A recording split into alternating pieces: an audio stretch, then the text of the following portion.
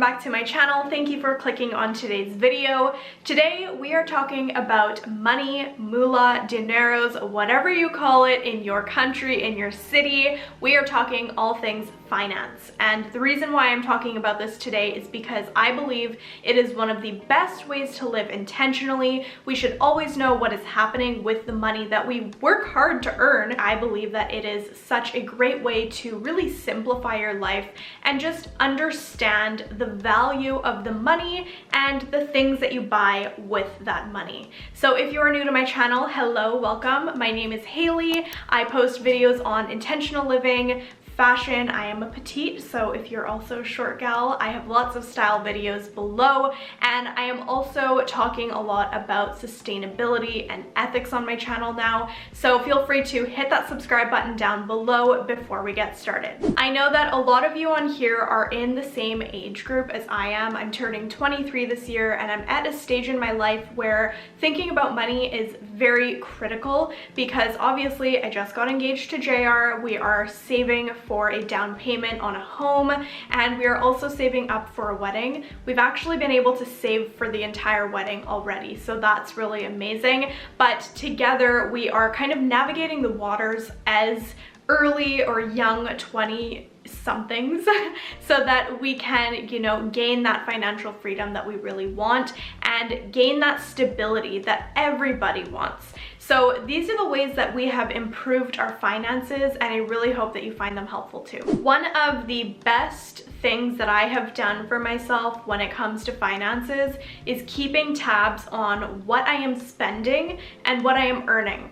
What you're earning is pretty simple to understand. You get a paycheck every 2 weeks or maybe every week depending on your job, but what you're spending is probably more important. So what I like to do is actually check my accounts, my bank accounts, and then also my credit cards every week or so. And I know that seems like a lot, but as an online banking app on your phone or your computer, it's pretty easy to do. And so I really like to just keep tabs on what I'm spending and just to be aware of, maybe I have some automatic payments like my phone bill, my car insurance, and things like that. I like to just know what's going on at all times. And that gives me a sense of, okay, what's coming in and what's going out. And it gives you a greater perspective on your money as well. I think a lot of times we often spend so many little chunks of money here and there, and then they add up at the end of the month and our credit card statements are humongous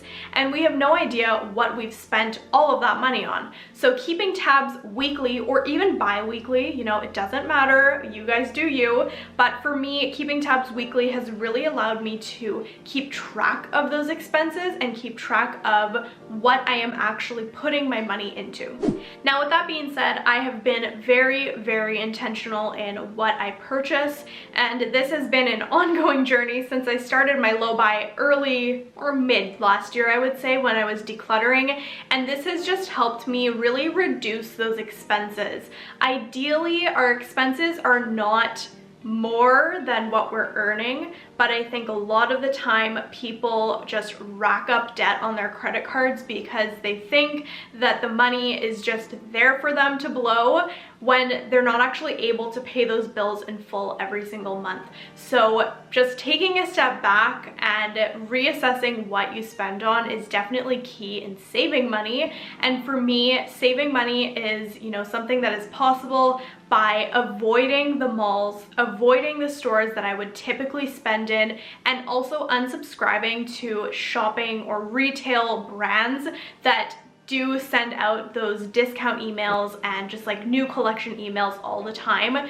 Reducing those temptations will really allow you to save money because the temptation is not there for you to buy all the time. Now, with spending less money, it's also important to have a budget in place. So what I have done is actually create an Excel sheet. It's actually a Google sheet because I share it with JR and we kind of track our expenses and savings savings together, but basically it is just a sheet that shows what I'm earning every month and then also what my mandatory expenses are. So for me personally, I've got car insurance every month, I have my phone bill that I pay for, I've got groceries that I pay for, a couple of subscriptions for work things, and then I also just have expenses like gas and just those little necessary things that I need to live my life normally. And then another thing to just keep track of in that budget is how much you want to be spending on wish list spending, is what I call it, and that's basically just purchasing anything outside of those mandatory expenses. So going out to restaurants to eat, or buying alcohol if you like to drink wine, or renting movies on Amazon Prime, or even just buying Starbucks drinks every single week. Those things add up. So having a budget of like $100 a month that you can allot to different expenses is really key in being able to cut back and be in control of what you're spending. Now for the savings portion of this tracking sheet that I've created, it's probably a little bit more extensive to talk about just because it's split up into so many different payments and percentages and things like that. So I think I will talk to you guys about that in a different video, but the gist of how we track our savings is by month. So every single month we have a specific lump sum that the both of us each have to save in order to meet that end goal by our goal date. We have those timeline goals, and so being able to save a big chunk of our monthly income is huge in being able to reach those goals. Now, another thing that I think about all the time, and this is what I have been talking to you guys about for the past couple of months, is being appreciative of what I already have and just remembering to be grateful for the things that I already own.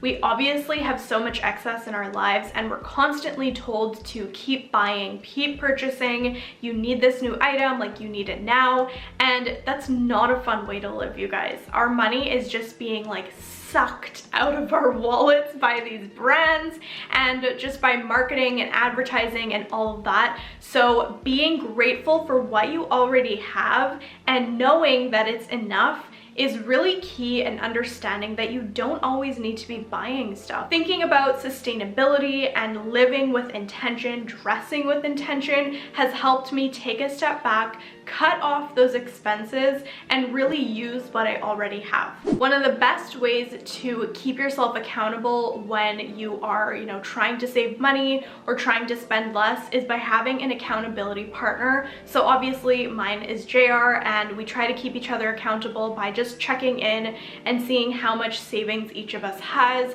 I'm always on the spreadsheet. I kind of manage our finances, I would say, in that way, just because I'm such a planner. But having somebody to keep you accountable is really, really important, especially if you're somebody who is just starting out in like a savings journey. I would say it's very difficult in the beginning. My advice would be figure out what you want and then start saving. When I was younger, I had no idea what I was even trying to save for, and so my savings plans never even worked. Like, I wasn't saving for a car, I wasn't saving for an apartment. It was basically just save money because it's the right thing to do. But now that we have goals like purchasing an apartment, and I want to get a new car eventually, we have a wedding to be, paying for in the near future, those are things that actually require savings. And so having a vision or, that achievable goal is something that really helps you take that money every month and put it into savings. And the last thing that I have been doing over the past year or so, and that has helped improve my finances,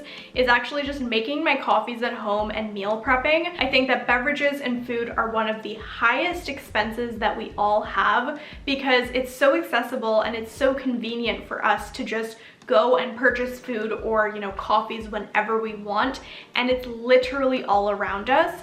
But resisting the urge to do that and just making your coffee or tea at home, and maybe investing in a really cool coffee machine that allows you to choose what types of coffee or tea you want, that is definitely really, really great financially for the long term, instead of purchasing Starbucks like 5 times a week. And then meal prepping is the other one. So I really like to meal prep sometimes, and that basically just saves me money when I am feeling super hungry. Maybe I've had like a super busy day and I just need something to eat. Having meal preps just available in the fridge is key in saving money, because then I'm not tempted to, you know, order skip the dishes or Uber Eats. And I know that you guys like skip the dishes and Uber Eats. Like, who doesn't? It's so convenient, but the costs really add up. So making stuff at home is definitely a big money saver. One more thing that I do want to touch on before I close out this video is that money has often been talked about in a very daunting way, and I think that a lot of people are very afraid of talking about money because they just don't know where to start. And obviously I'm only skimming the surface of what can be done with our money so that we are responsible and so that we're able to save for the things that we really want. But talking about money in a positive way really helps to change that whole outlook and perspective, because money doesn't have to be daunting. Financials do not have to be intimidating, and I think that talking about it in this way is really helpful because it's normal. Everybody makes money and everybody spends money, so why don't we just help each other out, you know? If you are that one friend in your big group of friends that is trying to save money and really get somewhere with their money, don't feel ashamed when you say, I just want a water. Like, I don't want to have an alcoholic drink. I'd rather just have a water today, because it's okay. Like, it is responsible, it is something that should be respected, and it's a very mature thing to do. It can be difficult in those situations when everybody around you is spending frivolously and like it's just growing on trees around them, but a lot of people use money as a front and they kind of hide behind money. So if you are brave enough to, you know, be the odd person out that is trying to save money and is okay with saying like, I'd rather just have a water instead of a $15 alcoholic drink, like, good for you, okay? That is progress. So that's the last thing I wanted to say here. And before I officially close out this video, I would love to know, has your outlook on finances and money changed at all through being in a pandemic? Let me know in the comments down below. As always, you guys, if you enjoyed this video or found it helpful, don't forget to give it a big thumbs up and hit that subscribe button down below, because I do post every single week. Thank you so much for watching, and I'll see you next time.